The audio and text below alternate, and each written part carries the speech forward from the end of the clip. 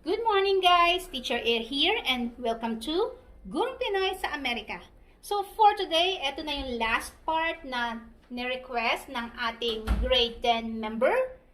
Ang lesson ay Equation of a Circle in General Form. So paano ba yon? So let's go straight to our examples. Okay, so yung general form ng equation of a circle ay x squared plus y squared plus ax plus by plus c is equal to 0. Yan, mahaba kasi nabubulol tuloy ako. So, paano ba natin i-convert yung equation of circle na nasa standard form into its general form? So, example number 1. Okay, so yung given natin ay x minus 6 quantity squared plus y minus 1 quantity squared is equal to 81. So, paano natin siya iso-solve? So, ang first step natin dyan ay iso-solve natin yung mga nakasquare na binomials. Okay? So, paano yon? So, kung naalala nyo yung special product formula, pag nag-square ka ng binomial, kapag sinabing x minus 6 quantity squared, that means x minus 6 times x minus 6. So, it's either gamitin natin yung FOIL method, wherein i-multiply natin yung first to outer, inner, and then last. Or, yung special product formula, yung shortcut, wherein i-square natin yung first term, ibig sabihin, multiply sa sarili. So, x times x ay x squared. And then, i-multiply ang first sa second. So, x times negative 6 ay negative 6 squared, ay negative 6x. And then, since dalawa sila, times 2 ay negative 12x. And then, i-square natin yung last term. Negative 6 times negative 6 ay 36. Yan. So, itong part na to, dun lang siya sa unang binomial natin. Next, gawin natin yun dun sa may y din. So, plus, we have here y. So, since may negative doon, ilagay ko muna siya sa loob ng parenthesis. There. So, y times y ay y squared. And then, y times negative 1 ay negative y. Times 2 ay negative 2y. And then, negative 1 times negative 1 ay positive 1. And then, equals 81.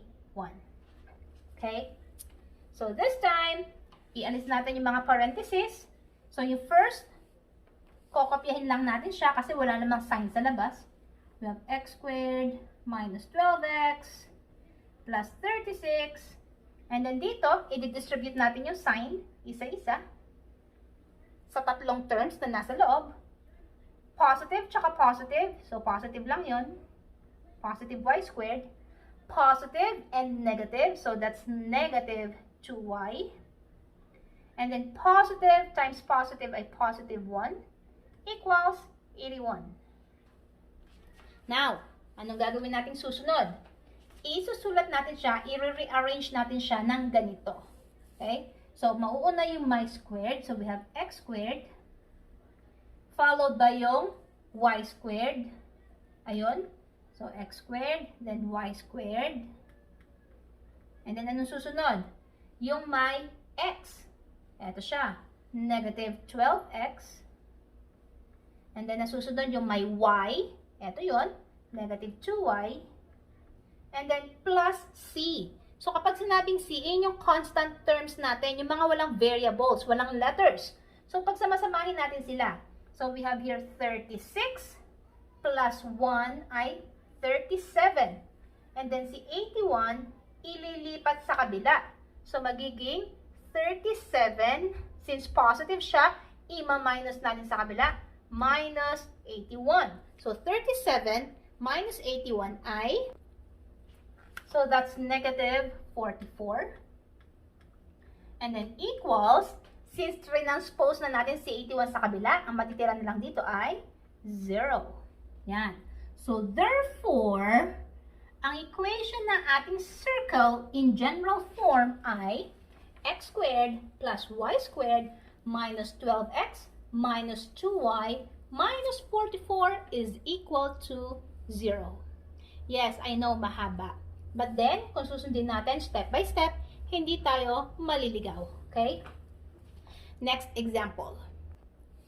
Okay, number 2, x squared plus y minus 5 quantity squared is equal to 49. Okay? So, first step ulit ay isi-simplify natin yung mga naka-square. So, since ito, solo na lang siya, so therefore, i-bring down na lang natin si x squared. Kokopyahin na lang natin. So, we have here x squared. Then, plus, parenthesis muna natin. So, pwedeng wala na, pwedeng meron, since plus naman yung symbol before the grouping symbol, before ng parenthesis, hindi naman siya mag-change. Pero, again, just to parang i-clarify lang yung step na to, ipaloob natin siya sa parenthesis. So, i-square natin yung y minus 5, shortcut, quantity squared. First step, y times y ay y squared.